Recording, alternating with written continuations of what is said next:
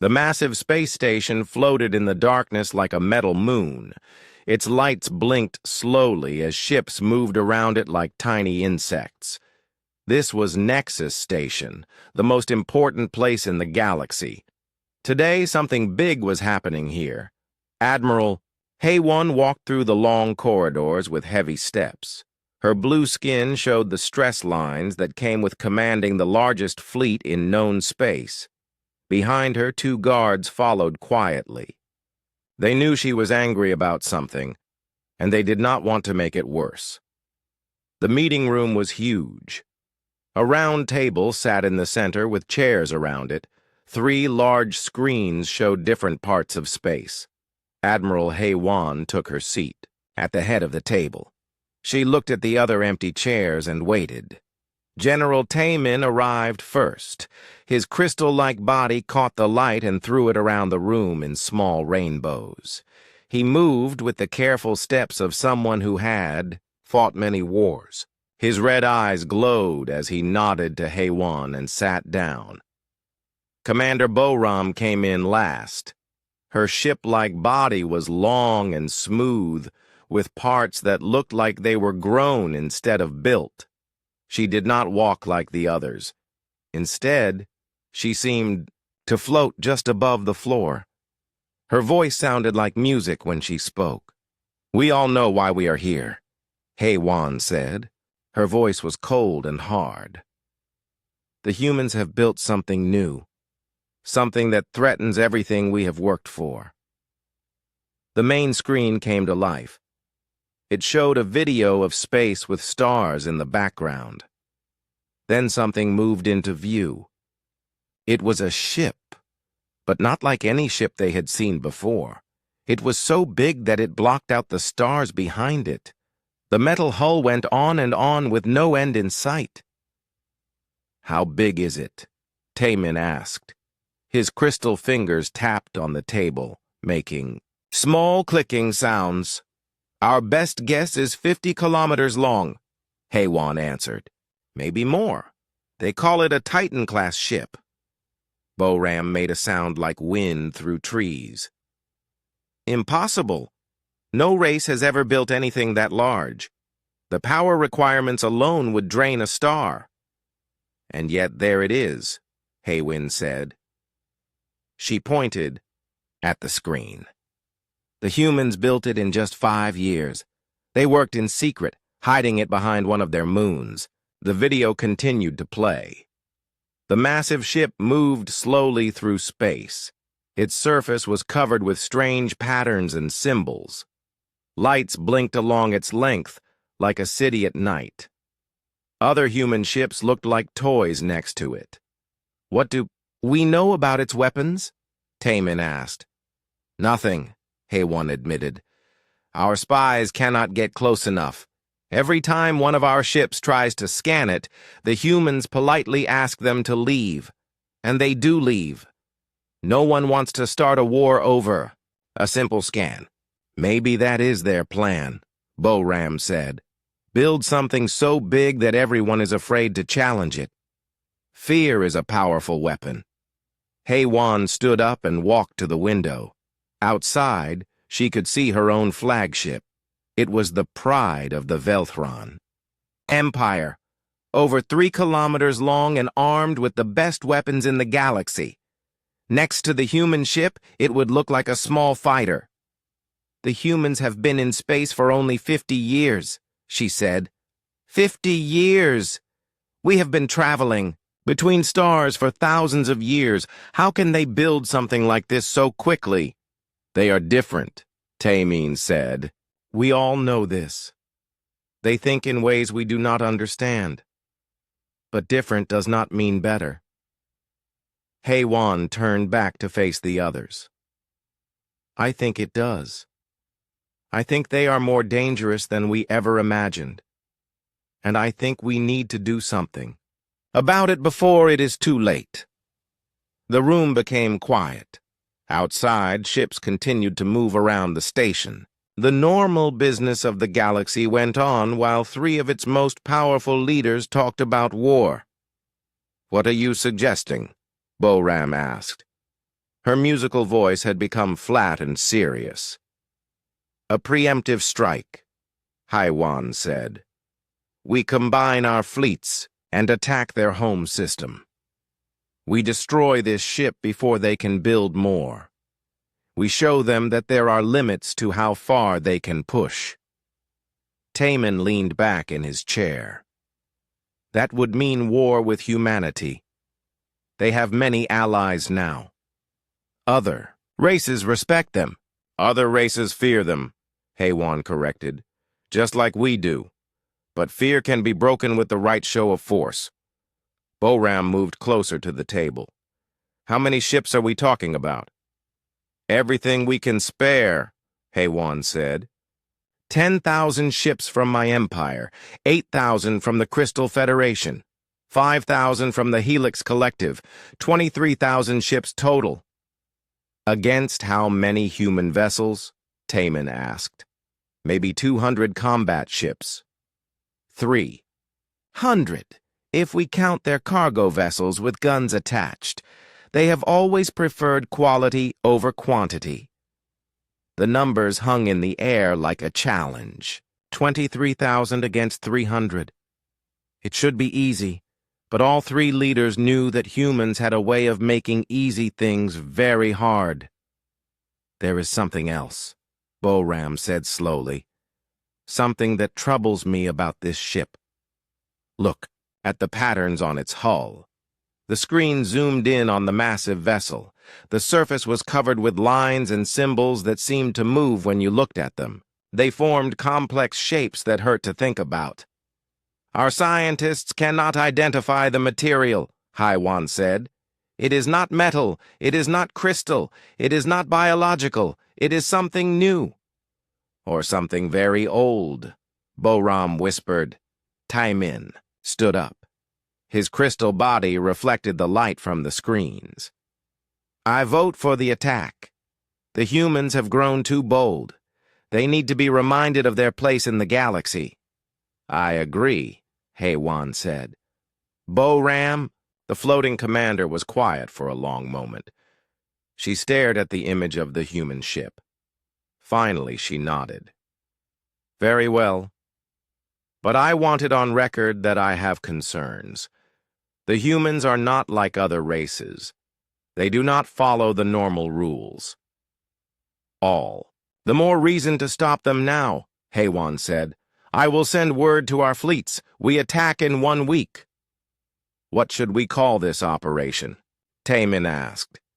Haiwan smiled, but it was not a happy smile. "Operation Silent Dawn. We will hit them so hard and so fast that they will never see the sun rise again." The meeting ended quickly after that. The three leaders left to prepare their fleets. None of them noticed the small device hidden under the table. None of them saw the tiny light that blinked once and then went dark. Far away, in a hidden room on Earth, a human intelligence officer took off his headphones and reached for his radio. The humans had been listening to everything. They knew what was coming. But the aliens did not know what the humans had been preparing for. They did not know about the secret project. They did not know about the weapon that was not a weapon. They did not understand what the Titan-class ship really was. Soon, they would learn. And when they did, everything would change forever.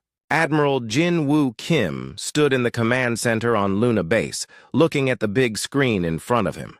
The screen showed tiny dots moving through space. Each dot was an alien ship, and there were thousands of them. They were coming toward Earth, and they would arrive soon. "How long do we have?" he asked the young officer next to him. 6 days, sir," Lieutenant Minho replied. "Maybe 5 if they push their engines harder." Jinwoo nodded slowly. He was a tall man with gray hair and calm eyes. He had commanded human space forces for 15 years, but he had never faced anything like this. The alien fleets were bigger than anything humanity had ever seen. Dr. So-Young Park walked up to them, carrying a tablet computer. She was the smartest person Jinwoo knew, and right now she looked very tired. She had been working for 3 days straight without sleep. "The calculations are finished," she said. "Everything is ready." "Are you sure it will work?" Jinwoo asked. So-young looked at her tablet again. "The theory is solid. The tests were successful. But we have never tried it on this scale before." Across the room, Captain Hyun-Soo Lee sat at a communications desk.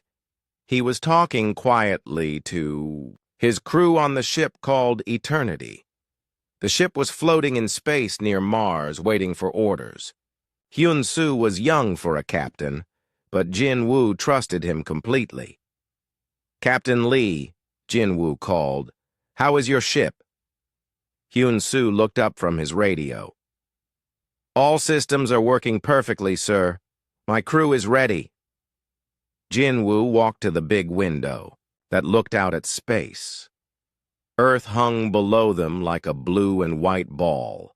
It looked so peaceful and beautiful. It was hard to believe that a war was coming. "Tell me again about the artifacts," he said to So-young. She came to stand beside him. "We found them 12 years ago in the deepest part of Earth's ocean. They were buried in the rock at the bottom of the Mariana Trench. At first, we thought they were from an ancient alien race. But they were not," Jin-Woo said. "No. When we finally decoded their language, we discovered the truth. The artifacts came from our own future. Humans from a timeline that may never happen left them for us to find." Jin-Woo remembered the day So-young had made that discovery. It had changed everything humanity thought about time and space. The artifacts contained information about technology that should not exist for thousands of years. "The temporal manipulation technology," he said. "Yes, the ability to slow down or speed up time in small areas. When the aliens made first contact with us 50 years ago, we were afraid. Their technology was so much better than ours. Their ships were faster. Their weapons were stronger." So-young touched the window with her hand. "But we had something they did not understand.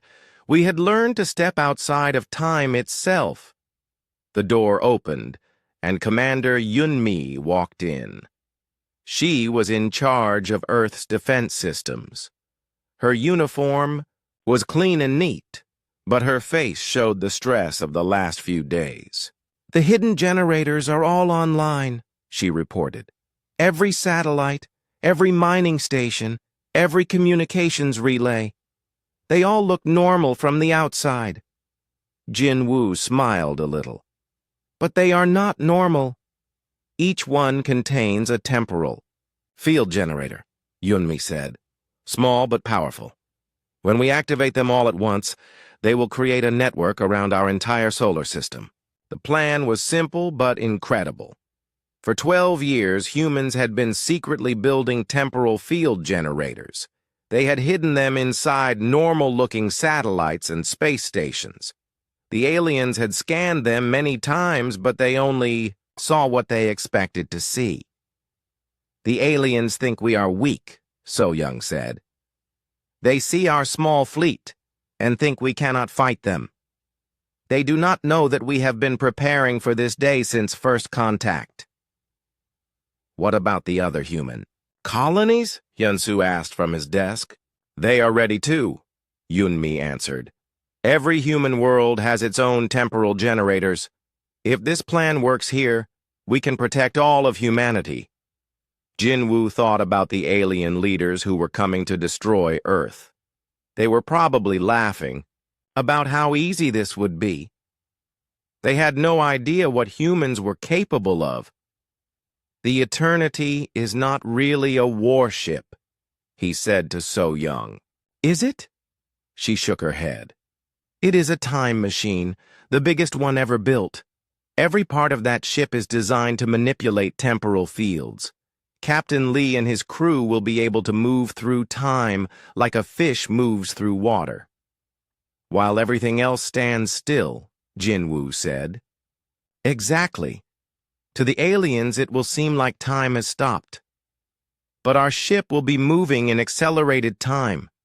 We will be able to do whatever we want while they cannot move or think or react. The room became quiet. Everyone understood what this meant. Humanity had the power to stop time itself. They could freeze their enemies and do anything they wanted to them. They could conquer the entire galaxy without firing a shot. Why do we not use this power to take over? Minho asked. We could rule everything. Jinwoo looked at the young officer. Because that is not who we are. Humans do not want to rule others. We want to protect ourselves and our friends. The aliens do not understand this, So Young said. They think all advanced races want to conquer and control. They cannot imagine a species that chooses to be peaceful when it could be powerful. But we are powerful, Yunmi said. More powerful than they know. Yes, Jinwoo agreed. And after tomorrow, they will know it too. Captain Hyun-soo stood up from his desk. Admiral, I should return to my ship. My crew needs final instructions. Go, Jinwoo said. And remember, we are not trying to destroy them. We are trying to teach them. I understand, sir. We will be ready. After Hyun-soo left, the 3 remaining officers stood in silence. Outside the window, Earth continued to turn slowly. Somewhere out there, alien fleets were racing toward them with weapons ready. Are you afraid? So, Young asked quietly. Jinwoo thought about the question. I am afraid of what comes after. If we do this, there will be no going back. The aliens will know that humans are different from any race they have ever met. Different how? Yunmi asked. We will be the first race in galactic history to have ultimate power and choose not to use it for conquest. That will confuse them. It might even scare them more than our weapons. So Young looked at her tablet again. The final checks are complete. All systems are ready. We just need to wait for the aliens to get into position. How will we know when? Minho asked. When all their fleets are inside our solar system, Jinwoo said. When they are too close to Earth to escape quickly, then we will activate the temporal field and show them something they have never seen before. What is that? Yunmi asked. Jinwoo smiled, but his eyes were serious. We will show them what happens when you threaten humanity. We will show them that time itself is on our side. The lights in the command center dimmed as night fell on the lunar surface. The officers continued their work, preparing for a battle, unlike any in galactic history. Soon the aliens would learn that humans were not just another weak race to be conquered. They were the guardians of time itself. The space around Pluto suddenly filled with light as thousands of ships appeared at once. They came out of hyperspace like angry wasps leaving their nest. The largest fleet belonged to the Veltron Empire, with ships that looked like metal daggers, pointed at the heart of the solar system. Fleet Admiral Dong Hyun stood on the bridge of his flagship, the Eternal Sword. He was a massive alien with 4 arms and skin like dark metal. His red eyes glowed as he watched the tactical display show more and more ships arriving. Status report, he commanded in a voice like grinding stone. 9,800 ships have arrived successfully, his communications officer reported. 200 more are coming through hyperspace now. Dong Hyun nodded with satisfaction. This was the largest fleet the Veltron Empire had ever assembled. Each ship was armed with enough firepower to destroy a small moon. Together, they could crack a planet in half. On the other side of the formation, General Young Ho's Crystal Federation ships shimmered into existence. They looked like huge jewels floating in space, their surfaces reflecting starlight in beautiful patterns. But these beautiful ships were also deadly. Their crystal hulls could focus energy beams that could cut through any armor. Young-ho himself was tall and thin, made entirely of living crystal. His body changed colors as he thought, shifting from blue to red to green. Right now he was a deep purple, which meant he was excited about the coming battle. "Our targeting systems are locked on the human home world," his tactical officer reported. "We can begin bombardment as soon as we are in range." "Good," Young-ho said. His voice sounded like music played through crystal wind chimes. "But remember, we want to capture their technology intact. Do not destroy everything." The third group of ships was perhaps the strangest. Commander Mi Jin's Helix collective vessels looked alive because they were alive. These bioships had been grown instead of built, their hulls breathing slowly like sleeping animals. Inside each one, thousands of smaller creatures worked as the ship's crew. Mi Jin floated in a tank of green liquid at the center of her command ship. She was connected to the vessel through dozens of organic cables that fed directly into her nervous system. She could feel every part of her ship as if it were her own body. "The swarm fighters are ready for release," her symbiotic partner whispered directly into her mind. "Shall we deploy them now?" "Not yet," Mi Jin thought back. "Let us see how the humans react first. They may surrender without a fight." Back on his flagship, Admiral Dong Hyun reviewed the tactical situation. His fleet was positioned at the edge of the solar system, with the Crystal Federation ships on his right and the Helix collective vessels on his left. Between them, they commanded enough firepower to destroy 100 human worlds. "What do we know about their defenses?" he asked his intelligence officer. "Very little, sir. They have approximately 200 combat ships scattered throughout the system. Most are near their home world. Their largest ship is that Titan-class vessel near the fourth planet." Dong Hyun looked at the image of the human ship on his screen. Even from this distance, it was impressive. But one ship, no matter how large, could not stand against his entire fleet. "Any sign of reinforcements?" he asked. "No, sir. It appears. The humans are going to fight with what they have." "Fools," Dong Hyun muttered. "They should have negotiated when they had the chance." On Mars Station, Lieutenant Colonel Jae Hyun watched the alien fleets on his long-range scanners. The station was hidden inside a hollowed-out asteroid, invisible to alien sensors. From here, he could see everything that happened in the outer solar system.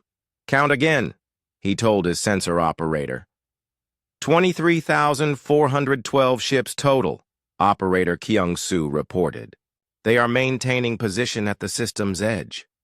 Jae-hyun opened a secure channel to Earth. "Luna Command. This is Mars Station. The entire alien fleet has arrived. They are holding position near Pluto's orbit." Admiral Jinwoo's voice came, back clear and calm. "Understood, Mars Station. Continue monitoring. Do not take any action unless directly attacked." Jae-hyun looked at his small crew. There were only 12 people on the station, but they had the most important job in the solar system. They were humanity's eyes and ears, watching the enemy and waiting for the right moment. Meanwhile, the alien commanders were growing impatient. They had expected the humans to surrender immediately when they saw the size of the attacking force. Instead, there was only silence from the inner system. "Perhaps they are preparing a surrender message," suggested General Young-ho during a three-way communication between the fleet commanders. "Or perhaps they are too frightened to respond," Admiral Dong Hyun replied. "Either way, we cannot wait forever. I say we advance to the next phase." Commander Mijin's liquid-filled chamber bubbled as she laughed. Look at their pathetic defenses. 200 ships against our thousands. This will be over in minutes. Do not underestimate them, Dong Hyun warned. Humans are known for their tricks and unexpected tactics. What tricks can they possibly have? Young Ho asked. Our intelligence reports show they have no secret weapons, no hidden fleets. They are exactly what they appear to be, a young race with basic technology. On Earth, Dr. So Young made final adjustments to the temporal field generators. Each satellite in the network had been checked and rechecked. Every calculation had been verified dozens of times. The trap was ready. All stations report ready, she told Admiral Jin Woo. We can activate the field at any time. Not yet, Jin Woo replied. We need them closer. We need all of their ships inside the field area. How close? So Young asked. Neptune's orbit. Once they cross that line, we will have them all. Back in space, the alien fleets began to move forward. Admiral Dong Hyun gave the order to advance slowly toward the inner system. He wanted to give the humans every chance to surrender before the shooting started. Maintain formation, he commanded. Keep scanning for any sign of hidden defenses or reinforcements. The massive fleet began its approach, like a slow-moving storm. Thousands of ships crept forward through the darkness, their weapons powered and ready. The crystal ships sparkled like deadly stars.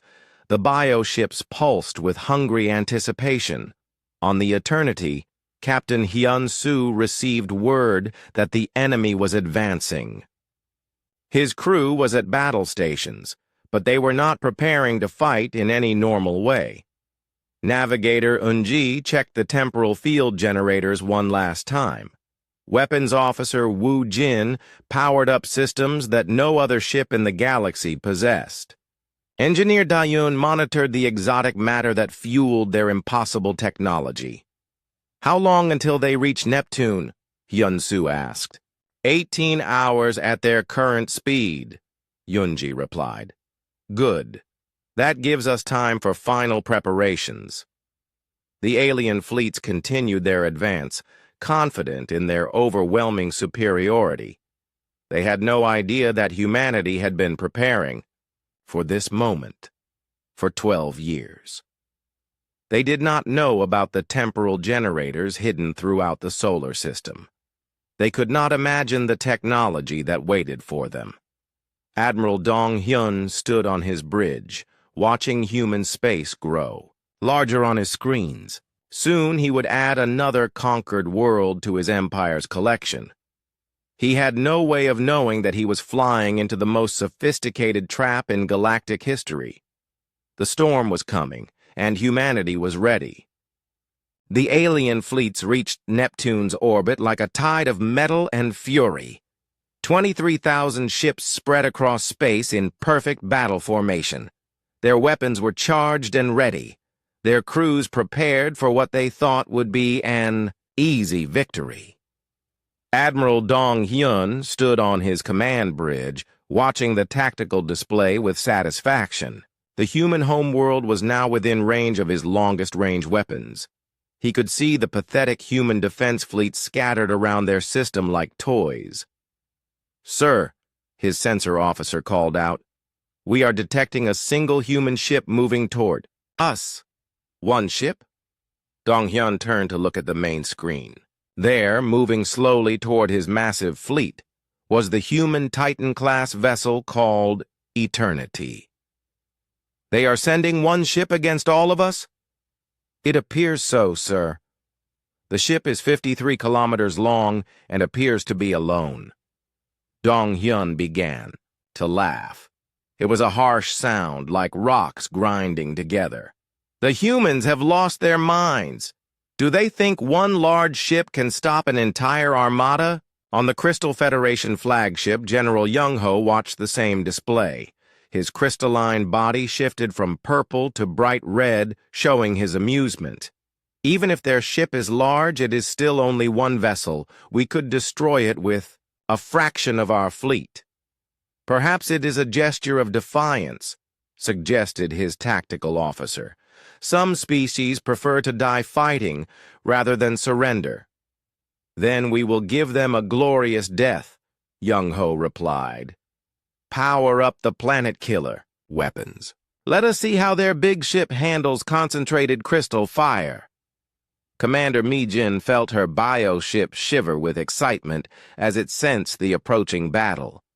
Through her neural link, she could feel the hunger of thousands of smaller creatures that made up her vessel's crew. Release the fighter swarms, she ordered. Let them taste human metal. The bioship's belly opened like a giant mouth, and thousands of small living fighters poured out. They moved through space like a cloud of angry insects, heading straight for the human vessel. Captain Hyun-Soo stood on the bridge of the Eternity, completely calm despite the overwhelming odds.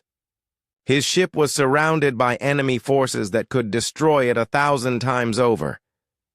But he was not afraid.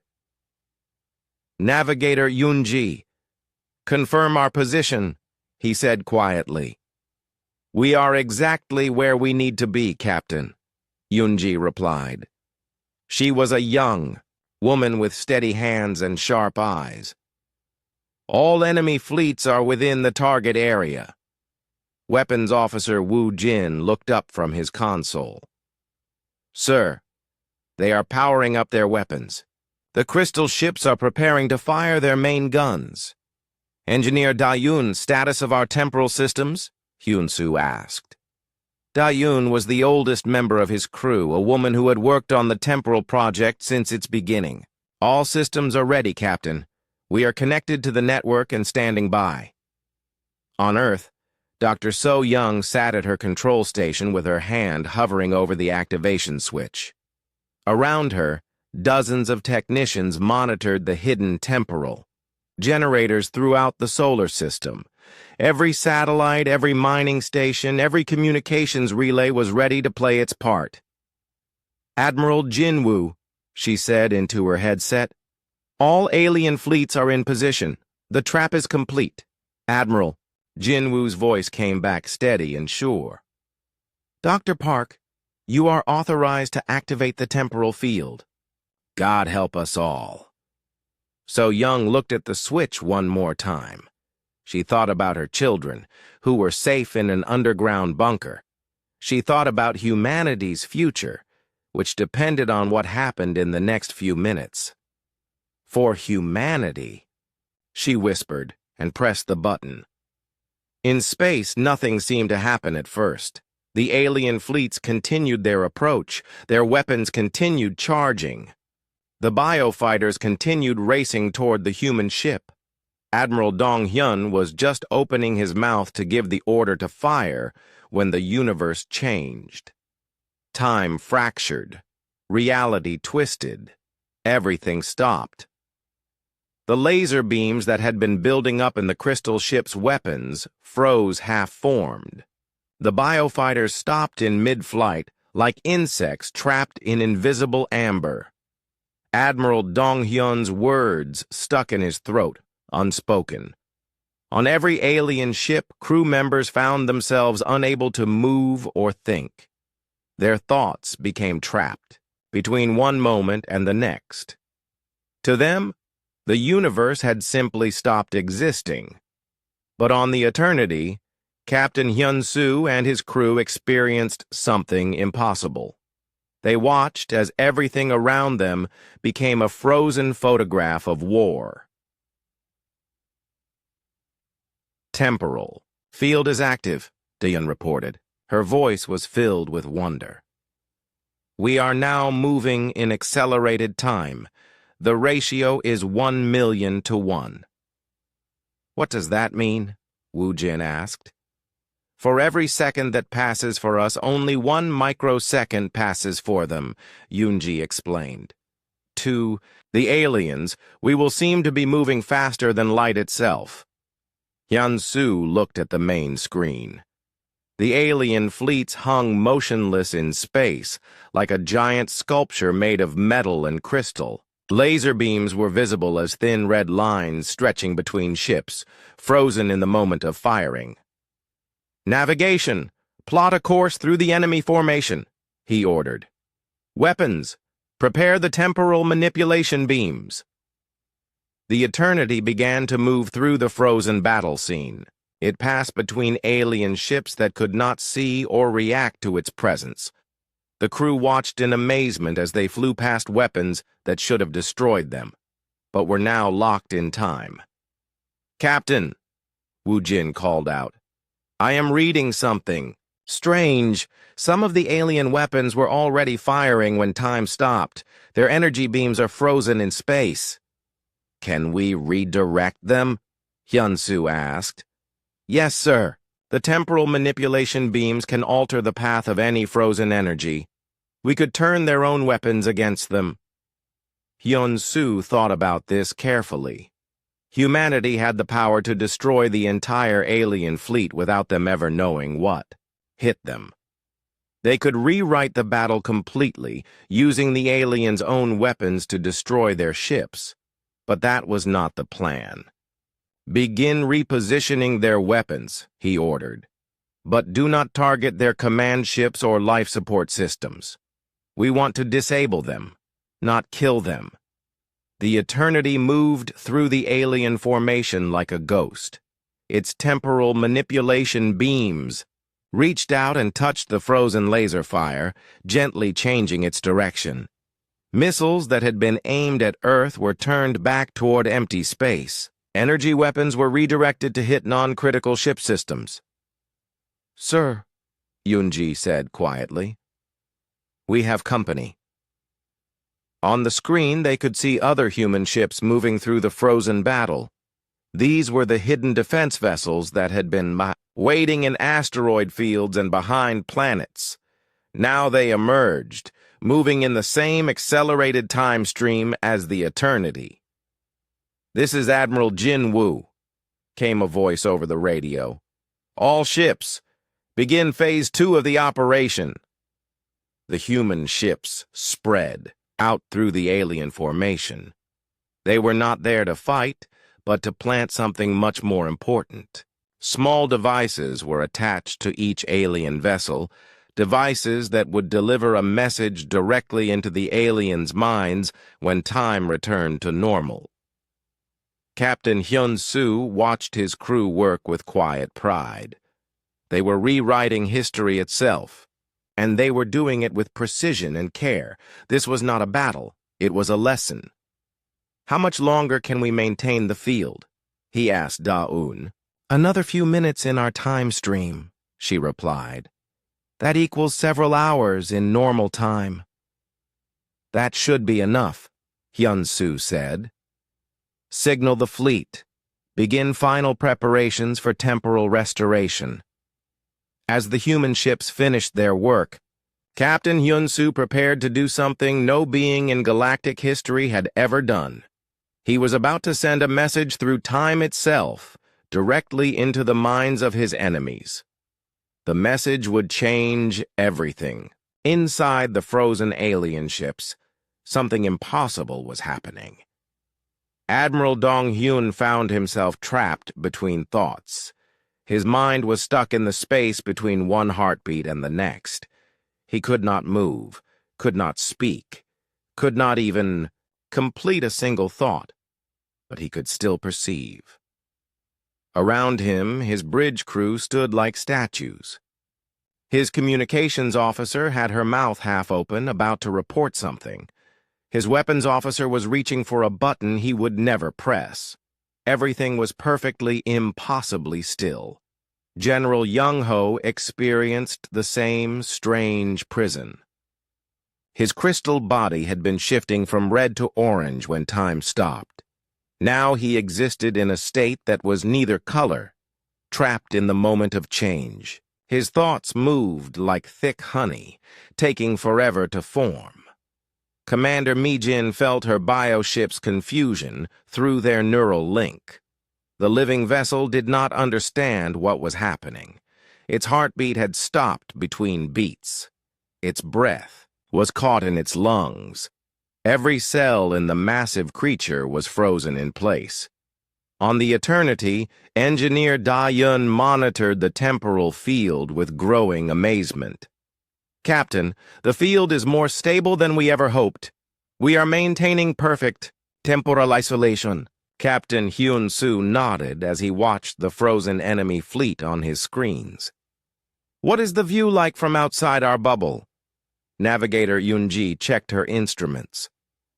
"To anyone watching from normal time stream, we would appear to be moving faster than light. But that is impossible according to their physics, which means they cannot understand what they are seeing," Weapons Officer Wu Jin added. "Even if they could perceive us, their minds could not process it." The Eternity continued to move through the alien formation like a ship sailing through a graveyard of metal. The human crew could see every detail of their enemies' vessels. They could read the expressions on alien faces through the viewing ports. Everything was perfectly preserved in the moment of attack. "Sir," Yunji called out, "we are receiving a transmission from Admiral Jin Woo." "Put him through," Hyun-Soo ordered. The Admiral's voice filled the bridge. "Captain Lee, are you ready to begin the message transmission?" "Yes, sir.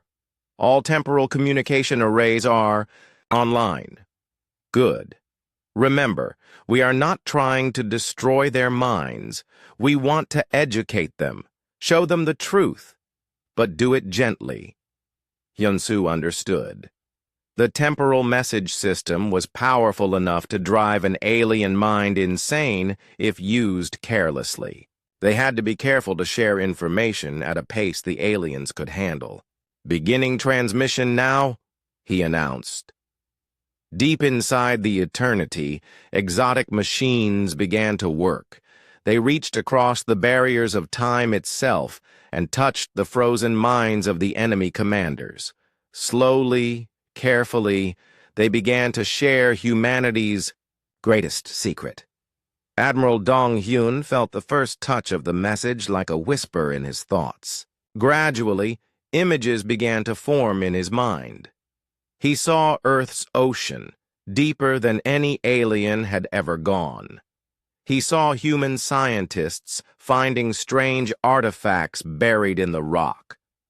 The images showed him humans working for years to understand the artifacts. He watched them discover that the objects were not made by aliens, but by humans themselves. Humans from a possible future timeline. General Young-ho received the same visions. His crystal mind processed the information differently, but the message was the same. He saw the moment when humans first realized they could manipulate time itself. He watched them test their technology in secret, always careful, always controlled. Commander Mi-jin felt the message through her bioship's nervous system. The living vessel shared its confusion and fear with her as they both learned the truth. Humans had been playing with time for 12 years. They had been preparing for this day since first contact. The message continued, showing the aliens humanity's real capabilities. They saw human ships moving through accelerated time. They witnessed humans placing temporal generators throughout their solar system. They learned that every satellite, every space station, every piece of human technology could be part of the temporal network. But the most shocking revelation was still to come. The message showed them the truth about first contact 50 years ago. When the aliens had arrived at Earth, they had thought they were meeting a primitive species. They had no idea that humans had already detected their ships while they were still light years away. Humans had used temporal technology to observe the alien fleets in accelerated time. They had studied alien languages, learned about alien cultures, and prepared for contact years before the aliens arrived. The first contact had been carefully managed by humans who already knew everything about their visitors. Admiral Dong-hyun felt his understanding of the universe collapse. Everything he thought he knew about humanity was wrong. They were not a young, weak species struggling to survive in a hostile galaxy. They were something far more dangerous, an ancient race disguised as children. The message showed him more.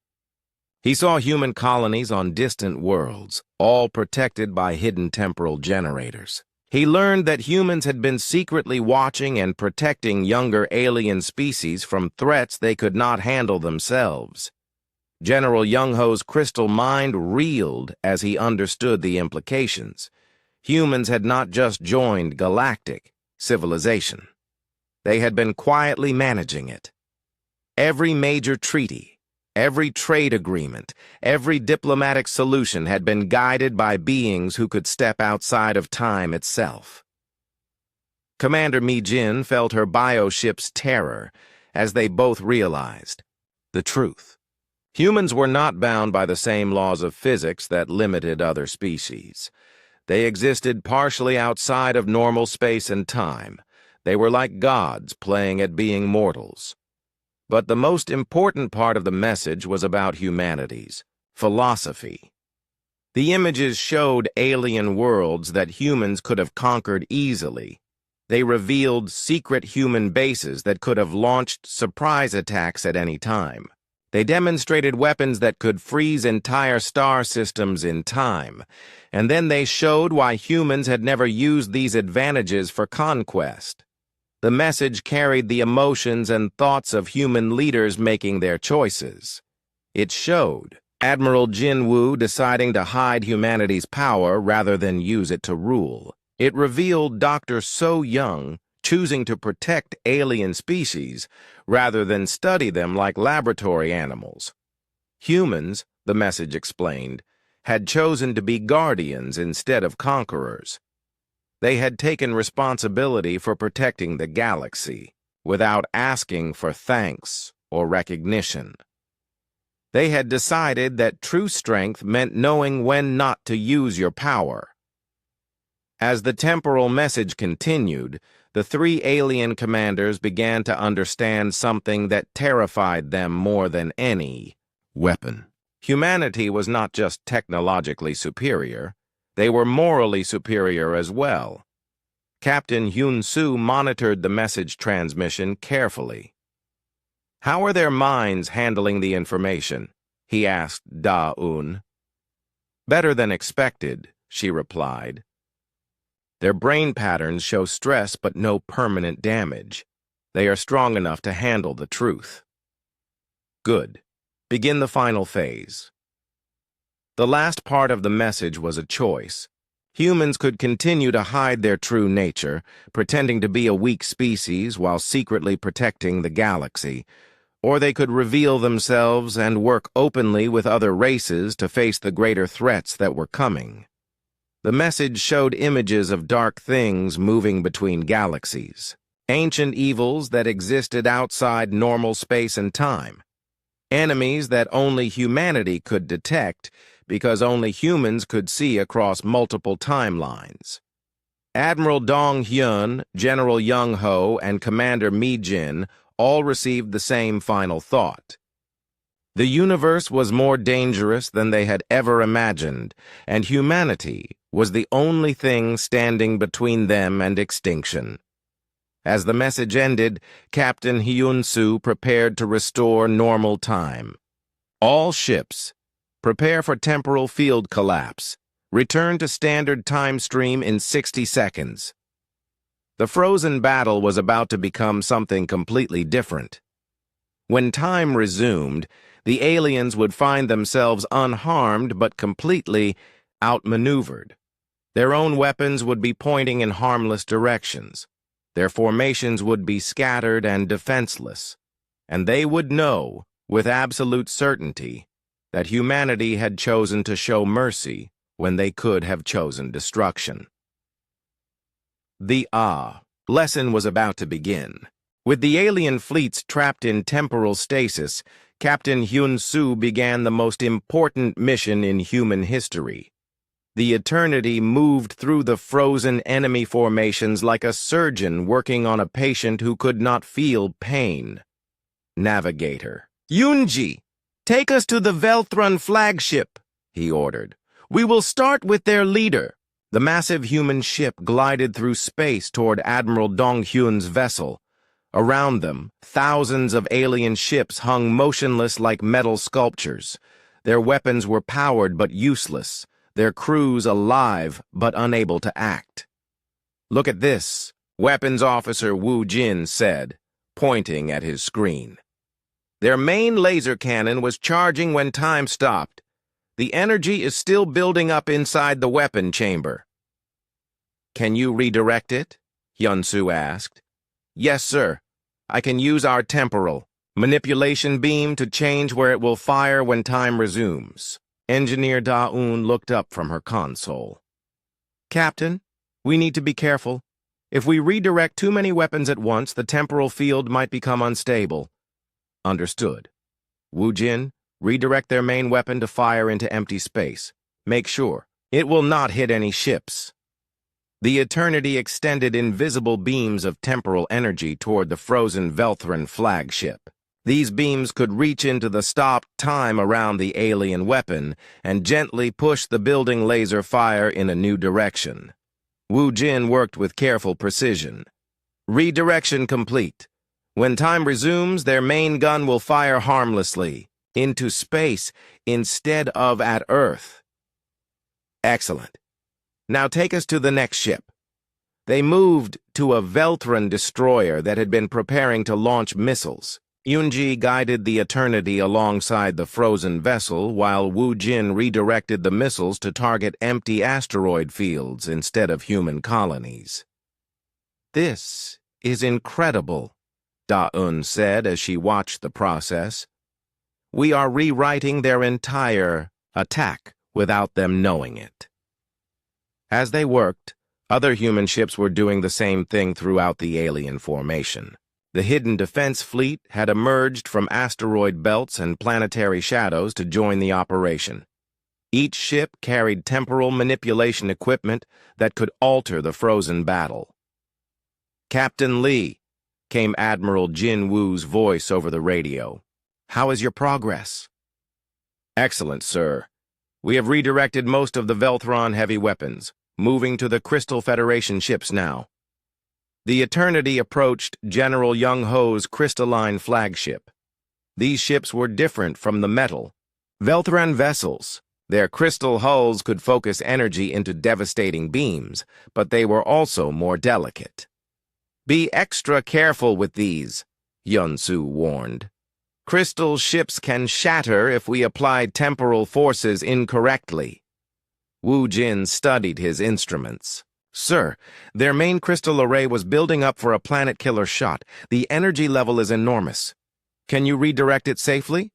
I think so, but I will need to split the beam into smaller parts and send each one in a different direction. Do it. Wu Jin began the delicate process of separating the massive energy buildup into harmless, smaller beams. It was like performing surgery on lightning itself. One mistake could cause the crystal ship to explode. Redirection complete, he finally announced. The planet-killer beam is now divided into 20 smaller beams, all aimed at uninhabited space. They continued through the Crystal Federation fleet, redirecting weapons and repositioning ships. The crystal vessels were beautiful even when frozen in time, their surfaces reflecting starlight in rainbow patterns. Next came the most challenging part, the Helix Collective bioships. These living vessels were harder to understand because they did not use conventional technology. The bioships are different, Da-eun observed as they approached Commander Mi-jin's flagship. Their weapons are part of their bodies. We cannot just redirect them. What do you suggest? Hyun-soo asked. We could use temporal fields to make them forget they were attacking. When time resumes, they might think they are here for a different reason. That seems too dangerous. We do not want to damage their minds. There is another option, Yunji said. We could use the temporal field to make them very tired. Sleepy creatures do not fight well. Hyun-soo considered this. That is gentler. Do it. They moved through the bioship formation, using temporal energy to make the living vessels drowsy. When time resumed, the bioships would be too sleepy to attack effectively. As the human fleet worked, they also planted small devices on key alien vessels. These devices would broadcast a message to the alien crews when time resumed. A message explaining what had happened and offering peace. "Sir," Wu Jin reported, "we have successfully redirected or neutralized 80% of the alien weapons. The remaining 20% were not aimed at important targets." "What about their formations?" Hyun-Soo asked. "Completely scattered," Yunji replied with a smile. "When time resumes, they will find their perfect battle formation has become a confused mess." Through it all, the alien crews remained frozen in the moment of attack. Admiral Dong-hyun still stood on his bridge with his mouth open, about to give an order he would never complete. General Young-ho's crystal body was still trapped between colors. Commander Mi-jin floated in her tank, unaware that her bioship was falling asleep around her. "Captain," Da-un called out, "I am reading temporal field fluctuations. We are approaching the limit of how long we can maintain this. How much time do we have left? Maybe 10 more minutes in our time stream? That equals about 6 hours in normal time. Signal the fleet. Begin final positioning." The human ships moved to their final locations throughout the alien formation. When time resumed, human vessels would be scattered among the alien fleets, but not in threatening positions. Instead, they would be positioned to offer help and protection. "All ships report ready," Yunji announced. Hyun-Soo took a deep breath. "Dr. Park, this is Captain Lee. We are ready for temporal field collapse." Dr. So-young's voice came back from Earth. "Acknowledged, Captain. Beginning temporal restoration sequence." "What will happen when time resumes?" Wu Jin asked. "The aliens will find themselves unharmed but completely outmaneuvered," Hyun-Soo explained. "Their weapons will be pointing in harmless directions. Their formations will be scattered. And they will remember the message we sent them while time was stopped." "Will they surrender?" Yunji wondered. "They will be confused and frightened," Da-un said. "They will realize that humans could have destroyed them completely but chose not to." "That is the point," Hyun-Soo said. "We are not trying to conquer them. We are trying to teach them that there is a better way." The temporal field began to fluctuate as Dr. So-young prepared to restore normal time. Around them, the frozen alien fleets waited unknowingly for a lesson that would change the galaxy forever. "Temporal restoration in 30 seconds, came the announcement from Earth. Hyun-Soo looked at his crew with pride. They had just accomplished something impossible. They had rewritten a battle without firing a shot. When the aliens woke up from their temporal sleep, they would find that their war had become an opportunity for peace. "All stations, prepare for normal time resumption," he ordered. "And remember, when they wake up, we greet them as friends, not enemies." Time was about to resume, and everything would be different. As the temporal field began to collapse, something extraordinary happened. Captain Hyun-Soo initiated the final phase of humanity's plan, not destruction, but understanding. "Dae-un, begin the consciousness bridge protocol," he ordered. "Engineer," Da-Yun's hands moved over her controls with practiced skill. "Activating temporal consciousness interface. Connection established with alien command staff." Instead of simply releasing the aliens from their temporal prison, the Eternity reached out with tendrils of manipulated time. These invisible connections touched the minds of Admiral Dong-hyun, General Young-ho, and Commander Mi-jin while they were still frozen. But this time, the message was different. This time, the aliens experienced humanity's memories as if they were their own. Admiral Dong-hyun found himself standing in a human laboratory 12 years ago. Through human eyes, he watched scientists carefully excavating strange artifacts from Earth's deepest ocean trench. He felt their excitement and wonder as they realized the objects were impossibly old. The memory continued, and Dong-hyun experienced the moment when humans first decoded the artifact's language. He felt the shock and confusion when they discovered the truth. These were not alien artifacts at all, but human technology from a possible future timeline. "How is this possible?" he heard a human scientist say. The voice belonged to a younger, Dr. So-Young Park. "The artifacts exist in a temporal loop," another scientist explained. "Humans from one possible future left them for us to find, knowing we would use them to create the technology that would eventually allow us to leave them in the past." Dong-hyun experienced the humans' struggle to understand what this meant. They had technology from their own future, but using it might prevent that future from happening. It was a paradox that hurt to think about. General Young-ho found himself experiencing different memories. Through human eyes, he watched the moment of first contact 50 years ago. But he was seeing it from the human perspective, and everything was different from what he had been told. The humans had known the aliens were coming years before they arrived. Using temporal technology, they had observed the alien fleets while they were still traveling through hyperspace. They had studied alien languages, learned about alien cultures, and prepared for contact. When the alien ships finally arrived at Earth, the humans were not surprised or frightened. Instead, they were sad. They had seen how the aliens treated other species with conquest and domination. They knew that revealing humanity's true capabilities would only lead to fear and war. So humans had chosen to appear weak and primitive.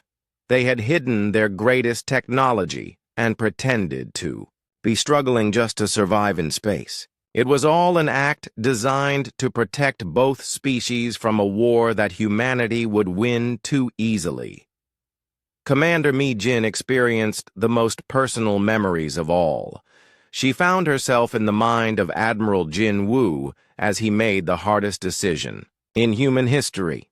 "We could conquer the entire galaxy in a matter of days," a military advisor was saying.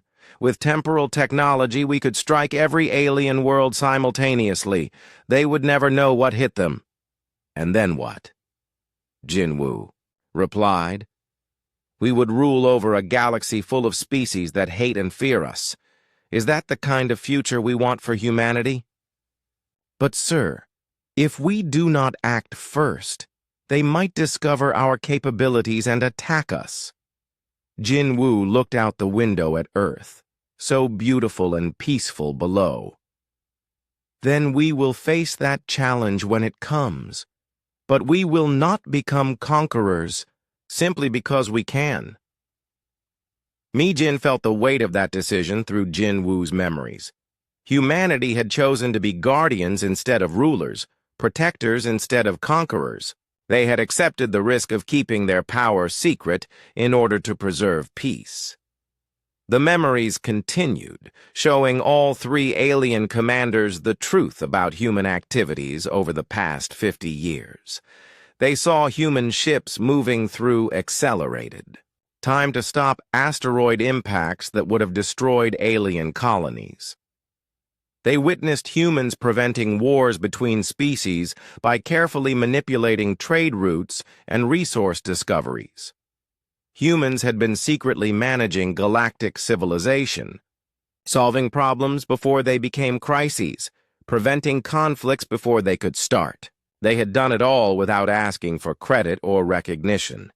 Admiral Dong-hyun experienced the memory of a human rescue mission to save a Velthron colony from a plague.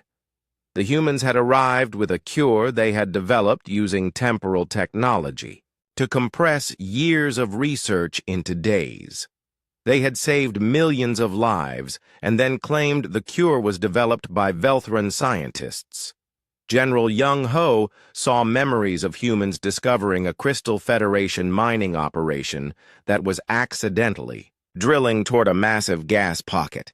Using temporal manipulation, humans had caused a series of random equipment failures that forced the miners to change their drilling pattern, avoiding a disaster that would have killed thousands.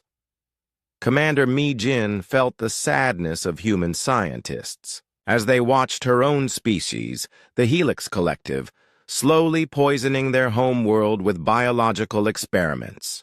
Humans had spent years developing a solution, then arranged for the cure to be discovered by Helix scientists who received full credit for saving their planet. But the most shocking revelation was still to come. The memories showed the alien, commander something they had never suspected. Humanity was not alone in the universe. Far beyond the edge of known space, ancient evils moved between galaxies.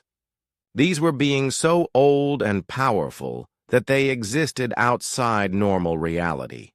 They fed on the life force of entire civilizations, leaving dead worlds in their wake. Only humans could see them coming, because only humans could perceive across multiple timelines. These dark entities moved through dimensions that other species could not detect. They had already consumed dozens of galaxies, and they were heading toward this one. We estimate they will arrive in approximately 200 years, Dr. So Young was saying in one memory. By then, we need to have prepared every species in the galaxy for the greatest war in universal history.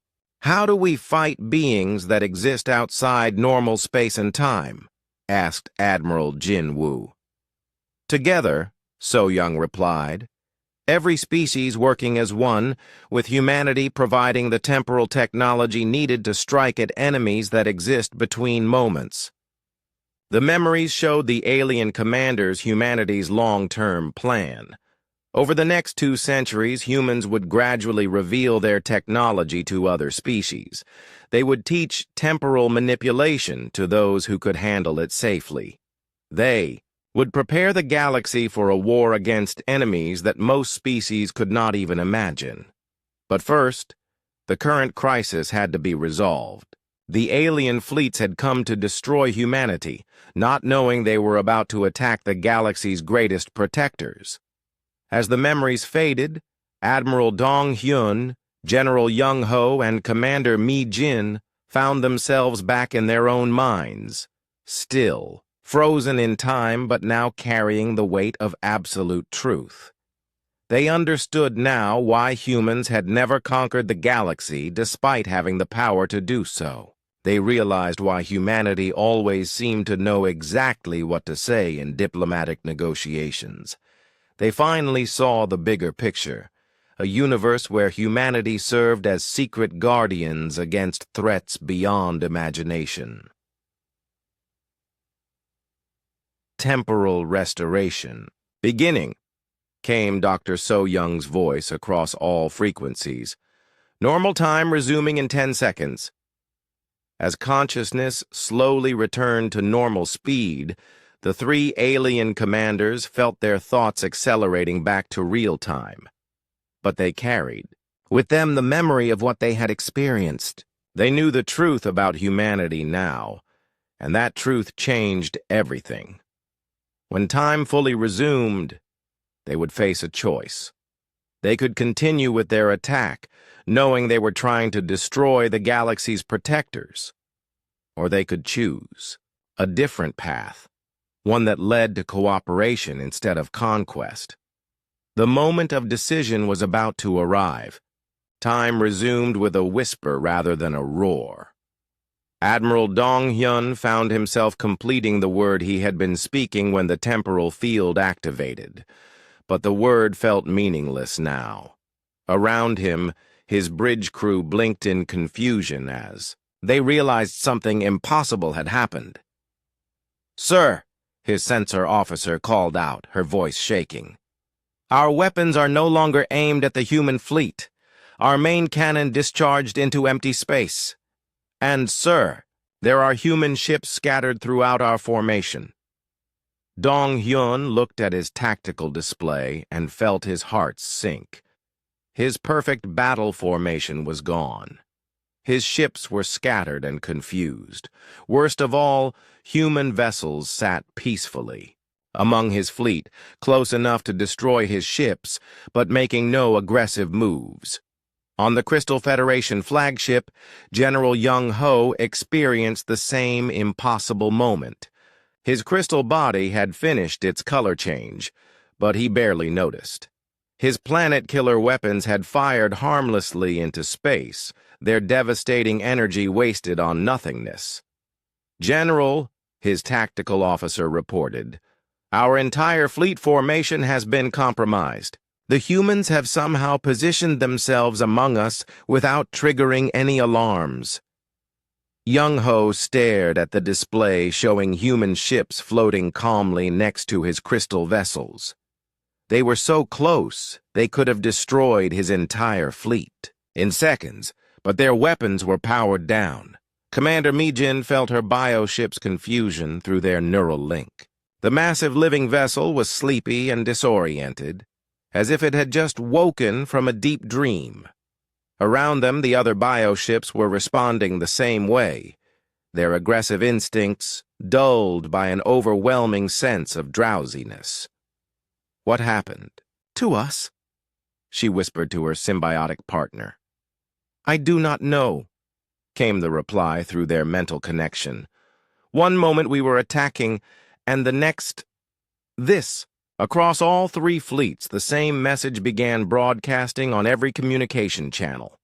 It was Admiral Jin Woo's voice, calm and clear, speaking from Earth. "This is Admiral Jin Woo Kim of the Human Defense Command, addressing all alien vessels in the Sol system. Please power down your weapons and prepare to receive diplomatic communications. No one has been harmed, and no one needs to be harmed today." Admiral Dong-hyun felt his anger rising, but it was mixed with something else: fear. The memories he had experienced during the temporal freeze were vivid and real.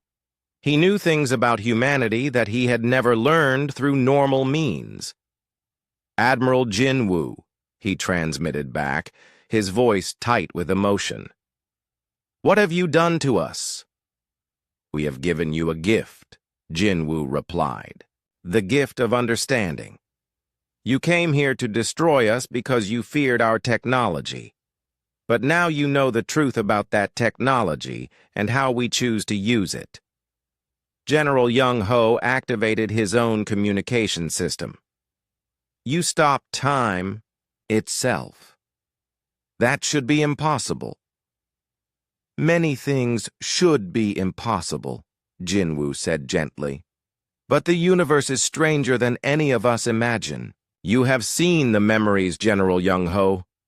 You know what is coming for our galaxy." Commander Mi-jin spoke for the first time, her voice carrying the musical tones of her species. "The dark entities between galaxies. I saw them in the visions. They are real." "Yes," Jinwoo confirmed. "And they are coming. Humanity alone cannot stop them. We need every species, every world, every ship working together. That is why we revealed ourselves today." On his flagship, Admiral Dong-hyun struggled with what he had learned. The memories showed him a universe where humans had secretly prevented countless disasters, saved millions of lives, and protected species that never knew they were in danger. "You could have conquered us all years ago," he said slowly. "Yes," Jinwoo admitted. "But conquest was never our goal. We want to live in a galaxy where every species can grow and prosper. That requires cooperation, not domination." Dr. So-young's voice joined the conversation from her control center on Earth. "Honored commanders, we are prepared to share our temporal technology with your species. But it must be done carefully with proper safeguards and training. Why would you trust us with such power? General Young-ho asked. We came here to destroy you. Because you came here out of fear, not evil, So-young replied. Fear can be overcome with understanding. Evil cannot be reasoned with. We believe you are capable of becoming our partners in protecting the galaxy. Captain Hyun-soo's voice came from the eternity, which now sat peacefully in the center of the alien formation. I am transmitting detailed information about the coming threat to all fleet commanders. Please review it carefully. The data that arrived on alien ships was staggering. Detailed scans of entities that existed partially outside normal space and time. Projections showing their path toward the galaxy. Estimates of their arrival time and capabilities. Admiral Dong-hyun studied the information with growing horror. These beings? They have destroyed entire galaxies? Dozens of them, Jin-woo confirmed. They consume all life in their path. But they have never faced a galaxy that was prepared for them. They have never encountered species working together. With temporal technology, Commander Mi-jin felt her bioship's fear through their neural link. The living vessel could sense the wrongness of the approaching entities, even from the transmitted data.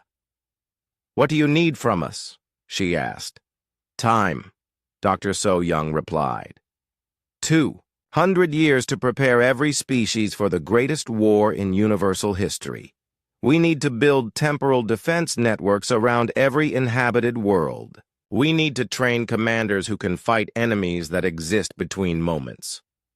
And if we refuse? General Young-ho asked, though his crystal body was already shifting to colors that indicated acceptance. Then when the dark entities arrive, they will find a divided galaxy that cannot resist them, Jin-woo said sadly. Humanity will fight alone and probably lose. The universe will become a little darker, and eventually these beings will find other galaxies to consume. The silence that followed was heavy with the weight of decision. 3 alien commanders faced the choice between continuing their war or joining humanity in preparing for something far worse. Admiral Dong-hyun was the first to speak.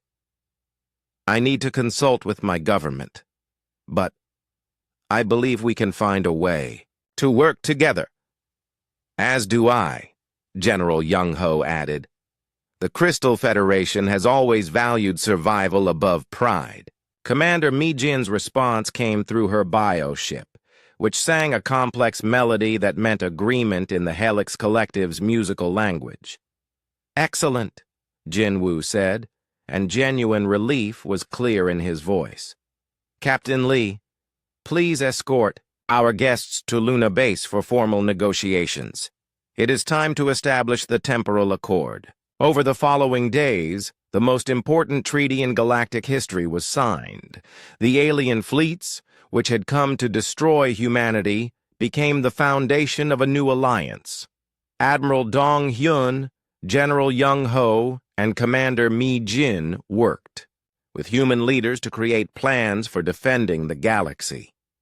Dr. So-young began the careful process of sharing temporal technology with alien scientists. It would take decades to train them properly, but there was time. Captain Hyun-soo and the crew of the Eternity became the first temporal guardians, tasked with watching the spaces between timelines for signs of the approaching threat. The galaxy had learned that humanity was its secret protector, but more importantly, it had learned that protection worked both ways. In the coming war against entities from beyond space and time, every species would need to contribute their unique strengths. As the former enemies became allies, Admiral Jin-woo stood at his window on Luna Base, looking out at Earth. The blue and white planet seemed more beautiful now, knowing it was safe. But more than that, it was the center of something new. a galactic civilization based on cooperation rather than fear. "Sir," Lieutenant Minho said, approaching with a report, "the alien fleets are requesting permission to establish permanent embassies on Luna Base." Jin Woo smiled. "Granted. And, Lieutenant, we are not calling them alien fleets anymore. They are our partners now." "Yes, sir. Our partners." Outside, human and alien ships moved together through space, beginning the long work of preparing for the greatest challenge any galaxy had ever faced. Time was on their side now, but it would not stay that way forever. The real war was still 200 years away, but today had proven something important.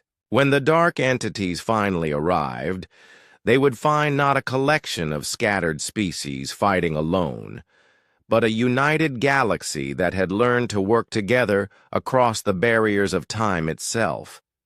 And at the center of it all, humanity continued to do what it had always done best: protect others while asking for nothing in return.